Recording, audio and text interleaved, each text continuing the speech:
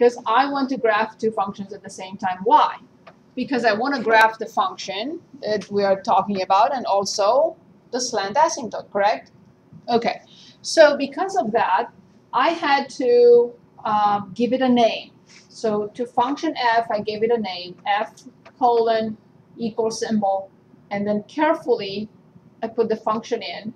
Remember, I have to put a multiplication symbol. 2x, April does not take 2x. You have to write 2 times x. It does not take 2x cubed. It's 2 times x cubed. So then I created this function. Then I created function g. So g colon and so on and so forth.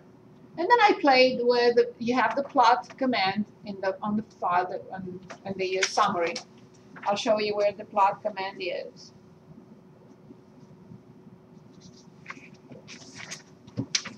When you want to put two functions together.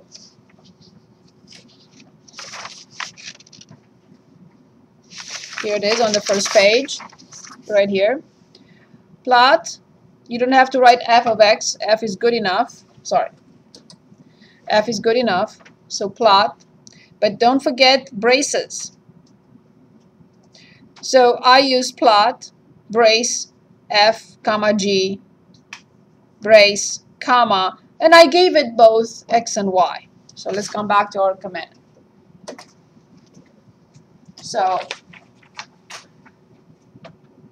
I gave plot, left parenthesis, braces, f comma g. We did this together, if you remember, on okay. So then I said, okay, first I put negative 10 to 10 and y negative 10 to 10, but the graph wasn't really good because I couldn't see this maximum. So after I did that, I ran this command and it gave me both functions. Okay, so we see this function is in kind of a purple or brown, and the other one I think it's blue or gray, something like that. So is it clear? Is the slant asymptote clear? Are the vertical asymptotes clear? This is the function that we just graphed. Okay, now let's talk about this function. I gave you all the copies I had, so I don't remember. It's negative x squared, x minus 2 cubed, and x plus 3. Okay, remember how we count the degree. You cannot just look at a portion of the function, you have to look at everything. So this is x squared, but this is x cubed, and this is x. degree 6. Yes, so degree is 6. But if it's degree 6, it's similar to x squared or similar to x. Right, but if the leading coefficient is negative, right? Does it make sense? Okay, perfect. So then I start the chart. Of course, negative infinity to infinity. This is not a function with asymptotes. It's a polynomial function, smooth, continuous, nice, nice, nice function. And I see that it has negative 3, it has 0, and it has 2. Now, at 0, what does it have? It has a turn. Absolutely. At negative 3, what does it have? A cross. Yes. And at 2, what does it have? Cross. But flat, Yeah. because the multiplicity is 3. So I get cross flat. Good. So 0, 0, 0. Possible turns, so. Maximum possible number of turns is 5. It cannot have more than 5. It doesn't have to have 5, but it cannot have more than 5. Perfect. But how did you get cross turn and cross flat? Multiplicity 2 is a turn. Multiplicity 3 is a cross flat. Multiplicity 1 is a cross. You remember that? So any odd multiplicity is a cross. 1, cross. 3, slow, but still cross. Any even multiplicity is a turn. If it's 2, it's direct turn. But if it's 4, it's slow. So this one appears twice. The 0 appears twice. It's x squared. This appears 3 times. So it's a cross flat. And this appears once. So it's just a regular cross. Is that okay? Perfect. So now the end behavior.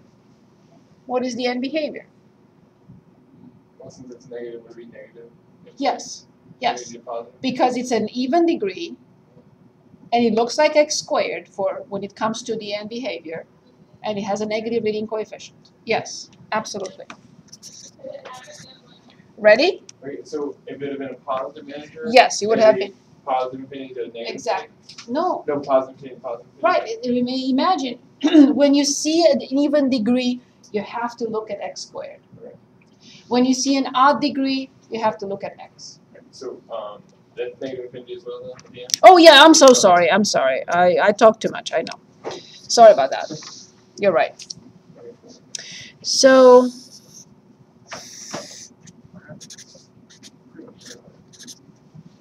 okay. So I present -3, present 0, and 2. Function is coming from negative infinity. It crosses at -3, 0, a regular cross. Then it has to turn, because it has to come back to the origin and turn again. So it has to turn and come back to the origin and turn again. Then it has to go to a maximum again, because it's coming back, crossing at 2, 0 in a slow manner, and eventually going to negative infinity. You can say, how do you know that this is bigger than that? I don't. Meaning this maximum is higher than this one. I don't know. I think it is. Now I'm ready to check with the graphing calculator. Find the max. The min is very clear, but the 2 max. And that's the function. Any questions?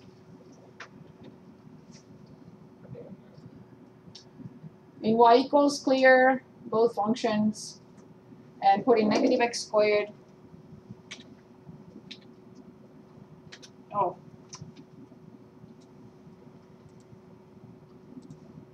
Negative x squared, parentheses, x minus 2 cubed.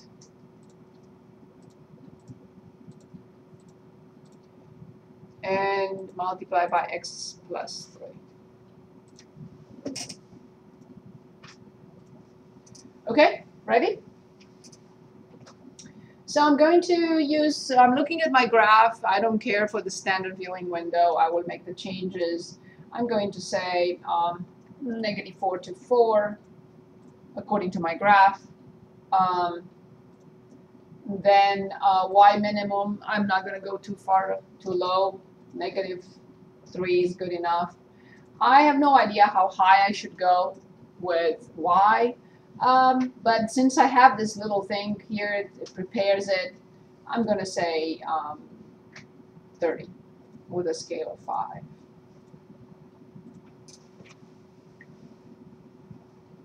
$30 is not good enough. Maybe it's to 200. Very possible. So I'll get to that in a minute. But once I get to so high, this will look like it's on the x-axis. And I want to carefully look at this first. Is it clear that there is a turn at 0? Yes. Is it clear that it is a slow cross at 2? Because there are 3 solutions, x equals 2 there. Is that clear? Let's determine this maximum, and then we'll worry about the big one. So second and calc, maximum, which is 4. I see it's between 0 and 2. There is no question there. 0, enter, 2, enter, and give me the maximum. And the maximum is 0.85. At 0.85, 0.85, and the maximum is 4.2. So local max. So once I focus on the other one, it will appear, but we know better. We know better, right? because once we have the multiplicity and we have the solutions, we cannot consider that the function is the same with the x-axis. But when I focus on that side, it's going to be so high that it will look like it's flat, but it's not. Okay, so then you already calculated how high do I have to go with y? 300. 300. Okay, very good. I'm going to write 300, and I want the scale of 50.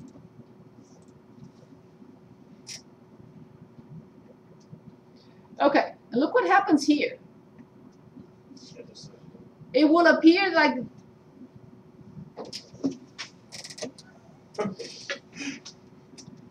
sorry.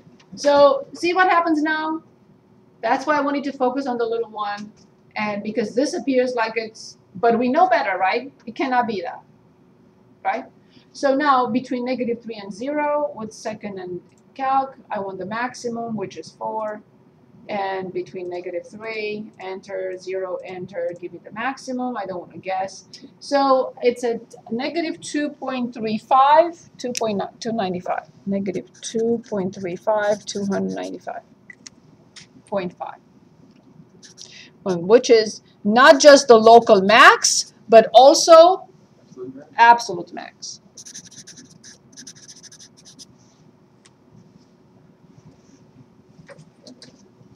So obviously, this does not reflect that, right? It should have been something like this. But the shape is there. Everything else is there. We cannot determine, in pre-calc, we cannot determine those numbers. Good. Are you going to prepare this for Monday, entire chapter 3? Yes? Yes? Yes? Okay. So let's start now chapter 6. I know I have 40 minutes, roughly. Should we want to get out a little early? No. That's it. No. Yeah. No. I'm going to take the 5 points back. You think about it. Think about it. Chapter 6. Now, chapter 6 has a lot of overlapping with chapter 5. A lot. So we're not going to have to do all those sections that are left. And no, we don't have a test next week. No. No, no, no. Okay, in chapter 6, we start 6.1. So chapter 6, it's all about trigonometry and about the unit circle and about the right triangle approach. So trigonometric functions. So trig functions. 6.1 is just the prep. We're talking about angle measure.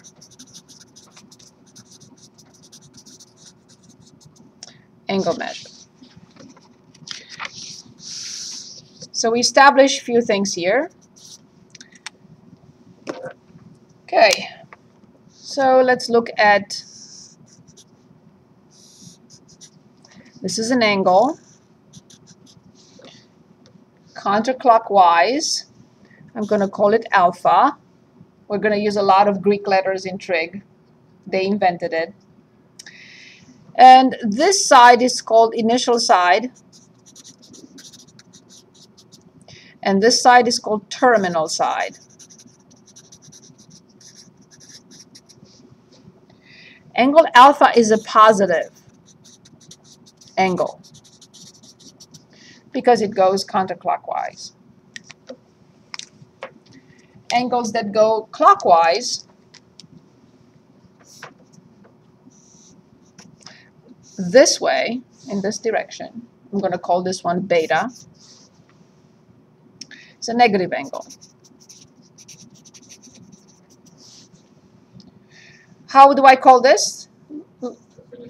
Of course. How do I call this? Of course.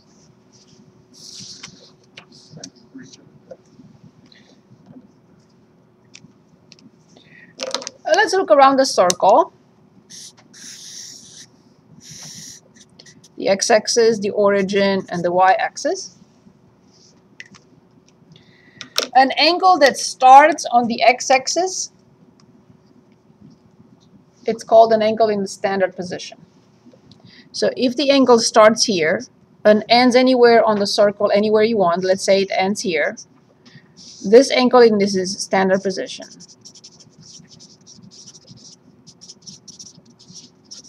Or standard angle, I should say.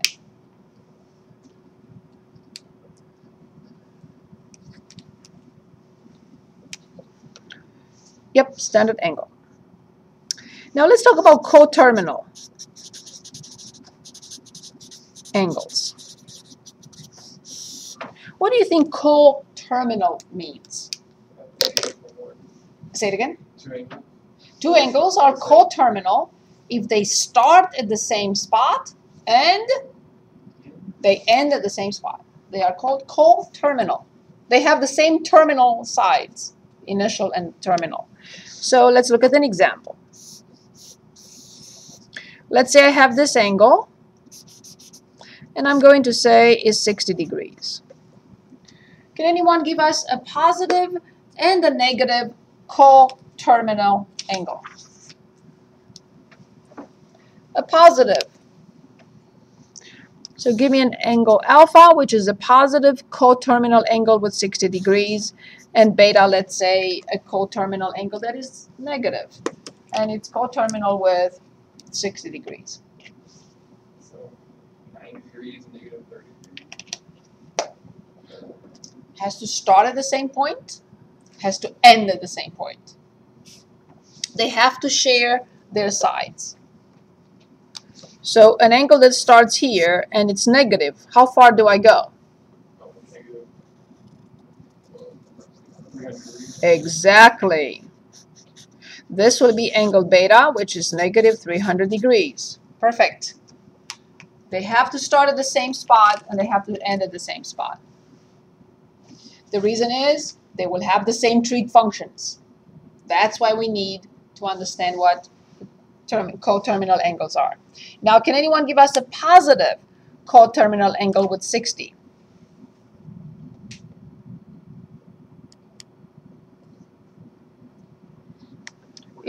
It has to start here. Yes, it has to start here and it has to end here. Exactly, 360 plus 60. 360 plus 60. So 420 degrees. So the green is alpha.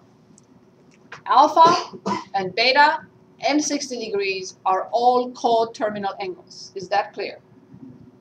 They all start at the same spot and they all end at the same spot. They will all have the same values of trig functions, all of them. Okay? Because they have the same reference angle. Okay. Let's talk about angle measure.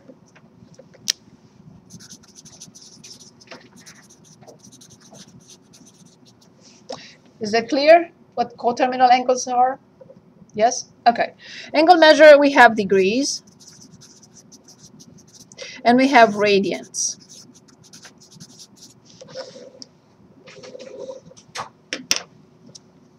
Let's take a look. There is nothing much I can say about degrees other than go around the circle and say this is 0 degrees or 360 degrees. This is 90 degrees. This is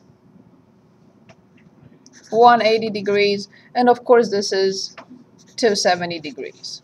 There isn't much else to say. And how many degrees we have in a complete revolution, complete circle? 360.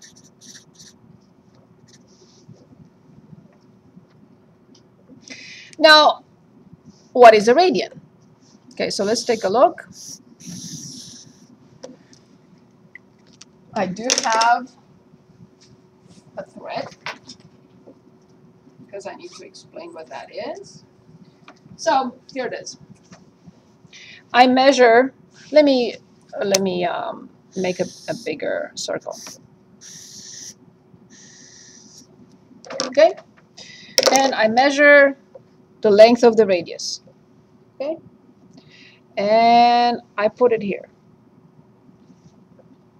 So the measure of the radius, I put it on the circumference, and it starts here and it ends here. So this and this and this have the same length. Therefore, this angle has a measure of 1 radian.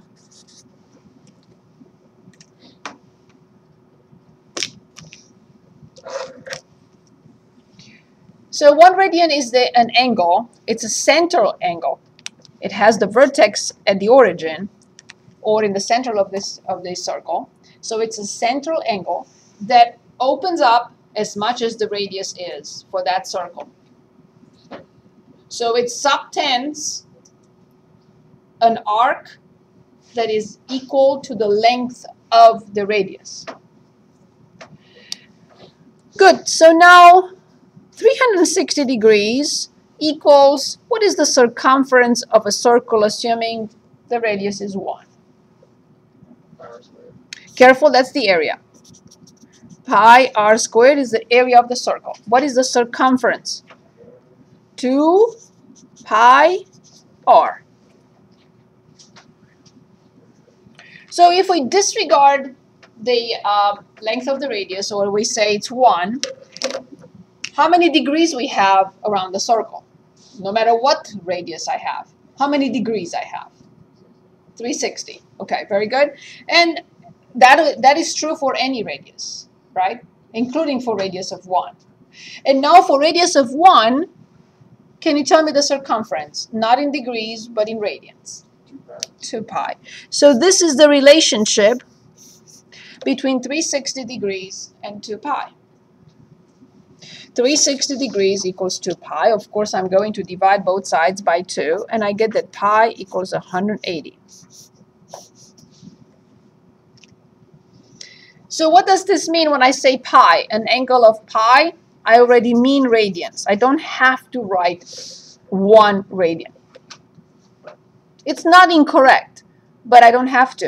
If I say angle beta is 3, and I don't say degrees, then it's absolutely understood radians. So now, how much is this measure in radians? I'm sorry, in degrees. I know it's 1 radian. What is in degrees? So if I want not pi, but I want 1 radian, what should I divide? What should I do to this equation or identity? Exactly, by pi. Very good. So 1 radian, which I shouldn't write because there is no need, divided by pi. And you will see this is approximately 57 degrees. You can divide it, put in the calculator, 180. Let me show you where to find that. So there is a key specifically for pi. You don't have to put in 3.14. Look at the key. So 180 divided by second and the caret. That's your pi. And when I click enter, I get roughly 57 degrees.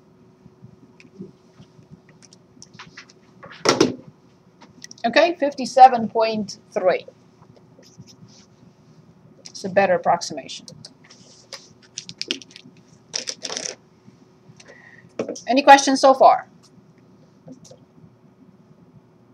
Okay, I would like to talk about reference angle.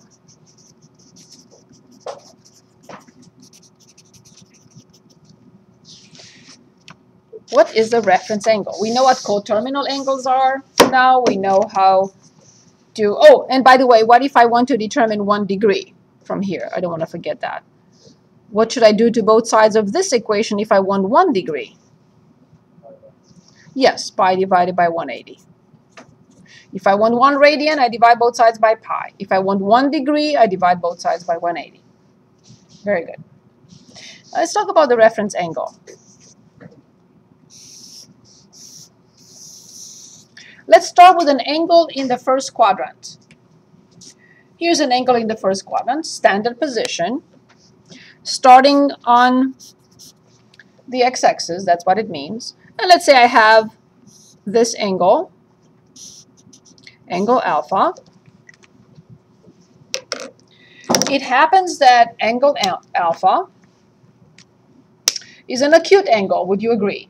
It's not obtuse. It's less than 90 degrees. Obtuse will be over 90 degrees.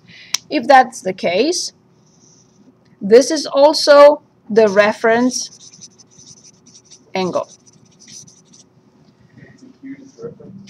in the first quadrant. I'll show you in all of them in a minute. So what is the reference angle? I'm going to abbreviate it RA. Reference angle is the acute angle made between the terminal side of an angle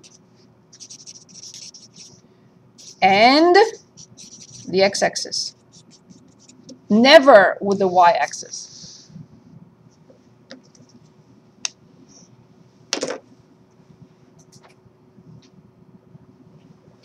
So the acute angle made between the terminal side of an angle and the x-axis. So this is the terminal side of the angle. This is the x-axis. It happens at alpha. It's also the reference angle of alpha.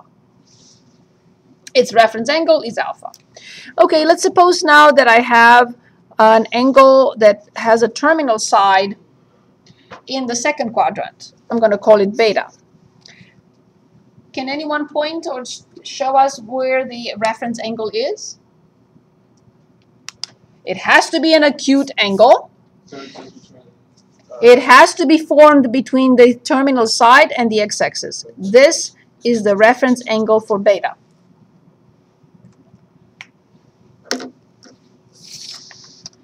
Okay, I'll graph another one because I have already too many things in there. Let's suppose now I have an angle that has a terminal side in the third quadrant. Let's say it's here. So this is another Greek letter, gamma. Can anyone tell us where its reference angle is? It has to be an acute angle. It has to be formed between the terminal side and the x-axis. So it's this piece. This is the reference angle for an angle that ends in the third quadrant. Acute angle between the terminal side and the x-axis. Agreed? Perfect. Last one now.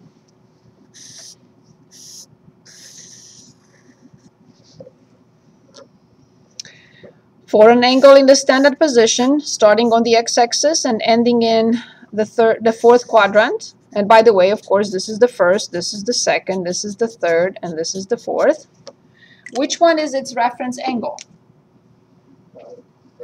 That little piece, this one, is the reference angle for angle theta. Angle theta has this reference angle. It has to be an acute angle, always less than 90 degrees, and formed always with the x-axis and the terminal side. We're going to use this a lot, this concept of reference angle. Okay, arc length.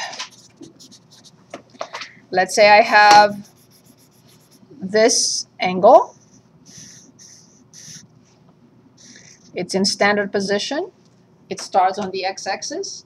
It ends, I picked the second quadrant. The radius has measure r.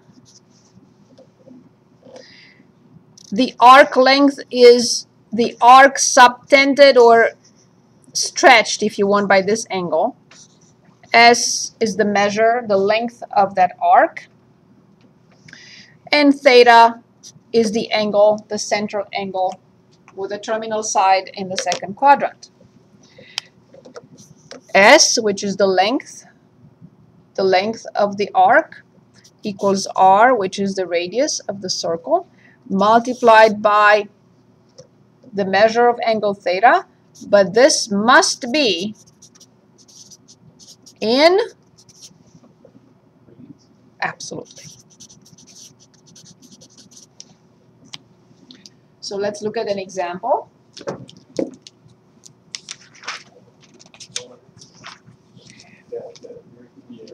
That's theta, right? Theta. Theta. Yeah. Something like this. Okay.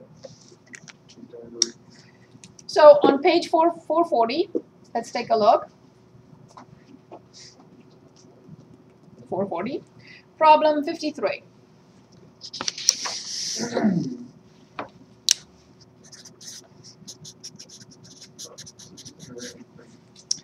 So we are given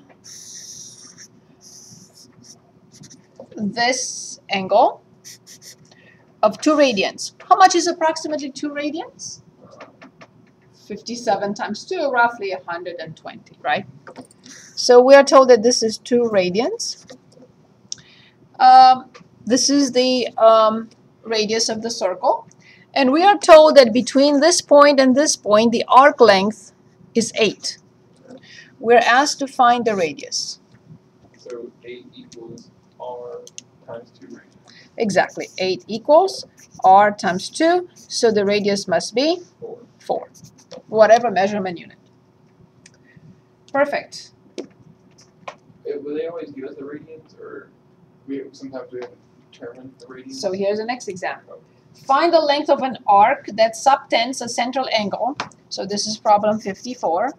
We are given that the angle theta equals 45 degrees in a circle of radius 10 meters. We're asked to find the length of the arc.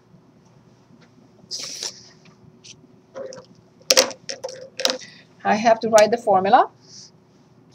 S equals R times theta. I know that R is 10, but I know that theta is not good. So you convert 45 degrees into radians. Right. So let's talk about that because I'd like to establish this from the beginning. So let's go back to our circle. We said that this is 0 degrees or 360 degrees. We said 90 degrees. We had 180 and 270. And I want to establish these 4 right away from the get-go in radians.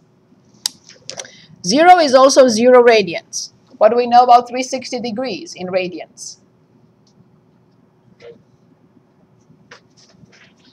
It's the whole circle. 2 pi. Exactly.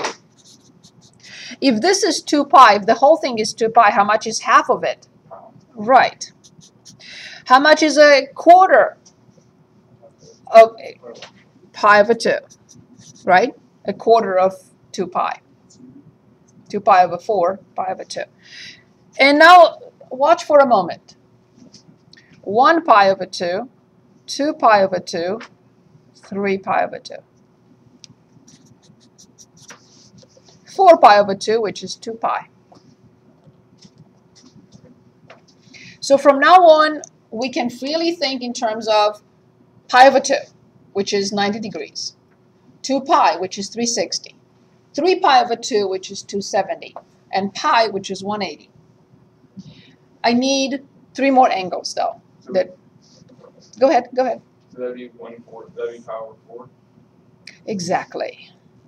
Because 45 is half of 90. That's exactly what I was getting at. Good. So indeed, this is pi over 4. So from now on, we must remember this. What do you think about 30 degrees? I have pi over 2 here, or 90 degrees, and I want 30, which is 1/3 of this. So 30 and 30 and 30. 30, 30, 30. Pi over 6. Very good. So from now on, we have to remember 30 degrees is the same with pi over 6. And the last angle we need is 60 degrees. So how many 60s are in 180? There are 3. So that would be pi over 3. So 160, 60, 60. So it's pi over 3. Or just divide. 180 divided by 3 is 60. So all these have to be remembered from now on. So pi over 2 is 90, pi over 4 is 45, pi over 6 is 30, and pi over 3 is 60. Okay, so coming back to our problem now, I know that S must be 10 multiplied by 4, pi over 4. And you can approximate or not, or you can just say 2.5 pi, but I need the measurement unit. That is even more important than multiplying. So what is the measurement unit for the area? squared. Very good. Oh, I'm sorry. This was this was not the area. I just went ahead in my head. Of course, you're right. We're not talking about the area. Now I'm talking about the area. So we don't multiply it all the way out, just leave it pi in there? You can. If you want to approximate, you can. So how much did you get? 7.85. 7.85 meters is the length of the arc. Perfect. So now let's talk about the area of a sector. Area of a circular sector. Let's picture one. It has a center angle. Let's say this is a central angle, and this measure is theta in radians. This is R, and this is R, and this is the area of a sector. So area equals 1/2 R squared theta. And let's look at a couple of problems. On page, same page, 440.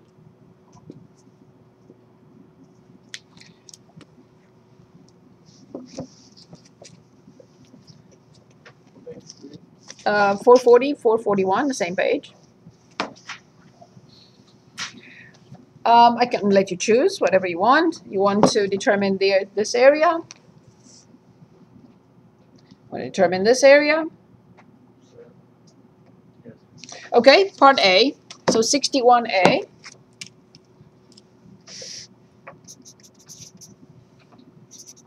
On page 440. And we are told, so the figure is this. There is an angle, central angle. It is given 80 degrees. And the radius is 8. And we are asked to find this area. So the area of a circular sector would be 1/2 the radius squared, which is 8 squared, multiplied by, and I cannot write 80. I write on the side that pi is the same with 180. And I know that 1 degree will be pi divided by 180. What was that? So I have to write here 80 degrees, but I cannot. I have to change it into radians. So I know that pi is the same with 180. And I want 1 degree, because 80 degrees is 80 times 1 degree. So this will be 80 multiplied by 1 degree, which is pi over 180. And that would be the measurement in radians. So therefore now, I put in the graphing calculator. So I have 0.5 multiplied by 64 multiplied by 80 multiplied by pi, and at the very end divide by 180. I got 44.68 measurement unit. 44.68. They're not giving us units. It's just whatever the units are squared. Any questions so far? Yes, so could you go over how you, right, so you multiply by 80 degrees, but you can't do that, so you fill that in. Right, yes. So I have a relationship which I know is this. Right. If I want 1 radian, I divide both sides by 180. I'm sorry, by pi. If I want 1 degree, I divide both sides by 180. So if I say to you that I have $100, it's like saying I have 100 multiplied by $1. So you have 80 degrees, and that pi over 180 equals 1. Exactly. Okay, so Yes. So 80 degrees is 80 multiplied by 1 degree. So I had to put in there 80 multiplied by pi over 180. Is that better? Yeah. Perfect. Okay. Very good. So now let's move on to the right triangle. That's all I needed on the prep. 6.2. The trigonometry of right triangles. Trig of right triangles. we're going to define in a right triangle. Let's say I have this right triangle with sides A, B, and C. And here's the right angle. We will define 6 trig functions. And you can say, don't we have enough functions? Do we really need 6 more? Okay. So I'm going to call this angle alpha. I'm going to call this angle beta. Can anyone tell us how much is the measure of alpha plus the measure of beta? Right. Of course. Absolutely. Because 90 plus another 90 will be 180. Perfect. So we will define 6 trig functions. Sine alpha. I'm going to focus on alpha, but we can write them for beta as well. Sine, I'm sorry, I meant to write cosine. Cosine alpha, then tangent alpha, then cotangent alpha, then secant alpha, and cosecant alpha. 6 trig functions for angle, for any angle. Okay. So each function has a definition. And there are relationships between these functions. So first of all, sine is the opposite leg over the hypotenuse.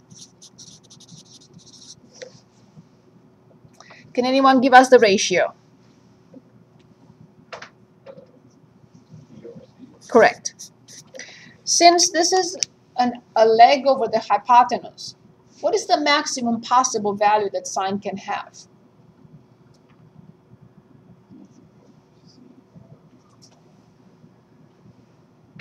Which of these 3 sides is always the largest?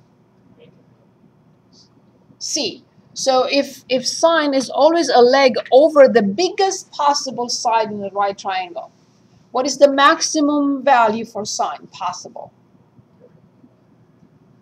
Not the measure. So which of these 2 sides will always be bigger? The denominator. So if I say, if the denominator is always bigger than the numerator, what is the maximum possible number that this value can be? Yes, maximum 1. It cannot be more than 1. Perfect. Cosine. Yes, adjacent over hypotenuse. So this is, so definitely less than or equal to 1. So it's A divided by C. What is the maximum possible value that you will always, you cannot exceed what? Yes, same thing. Because the denominator is always bigger than the numerator. So the maximum it can be is 1. Good. Tangent is the opposite leg over the adjacent leg for alpha. Opposite leg adjacent leg. This could be more than 1, right? This could be anything because we don't know which one is bigger. Good. So that would be B over A. Cotangent is the multiplicative inverse of this. Is 1 over tangent is A divided by B and also adjacent leg over the opposite.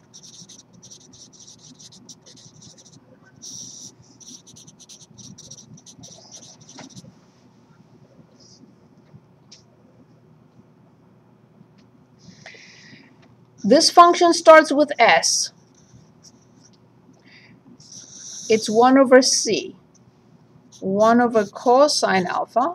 And cosine alpha is, so it's C divided by A. So this will be the hypotenuse divided by the adjacent leg. Is all this to find the angle? We're only talking about alpha. We can determine for beta as well. but I only picked alpha right now. So it's the hypotenuse over the adjacent leg.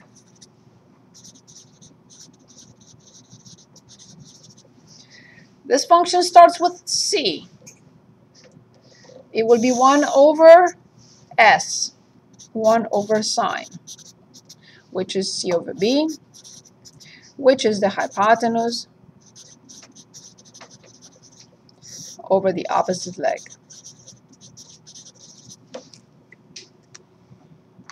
Okay? So now I would like you to give me the ratios for, I'm going to write these one more time because I don't need all the explanation. I just want the ratios. Sine alpha, b over c, cosine alpha, a over c, tangent alpha, b over a, cotangent alpha, a over b, secant alpha, c over a, and cosecant alpha, c over b. Now right here, right now, I would like you to give me the ratios for beta. Can anyone give us sine beta?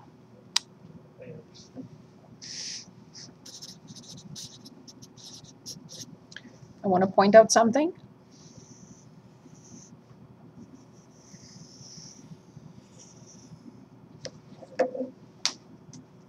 Sine beta is the same with cosine alpha.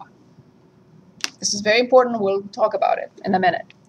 Okay, I would like to get cosine beta.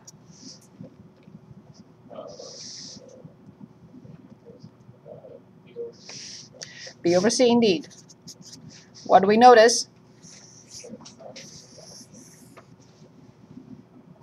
Wait, one second. Those alpha and beta, those are just names of one angle. No, Or just, this is a function of an angle. okay. It's like saying x squared, and I'm saying x equals 5. You plug in 5 in x squared, and you get 25. So now if I say angle beta is 30 degrees, you will say sine 30 degrees is blah over blah. Yeah, I get the Ratios. ratios. I get the Right. and the No, alpha and beta are angles. angles. Yeah. They can be pi over 4. They can be 30 degrees. They can be 60 degrees. They can be pi over 2. We have to talk about that. And so on and so forth, right? So this is the variable. Yeah. This is what the function equals to and how I determine it. But this is the variable. The angle is the variable. So all these are trig functions, and I can put sine of 5, but that really means sine of 5 degrees or radians, whatever it is, I have to tell you. If I say sine 5 and I stop, it's radians. If I say sine 5 degrees, then I'm talking about degrees. Regardless of the measure of the angle I use, if I use radians or if I use degrees, the answer for sine will be the same. Meaning, sine 30 degrees is the same with sine pi over 6, because 30 degrees and pi over 6 are the same. And the answer will be 1/2 in both cases. Good. I still have time? No, I don't. Sorry. Sorry. So we're going to change like degrees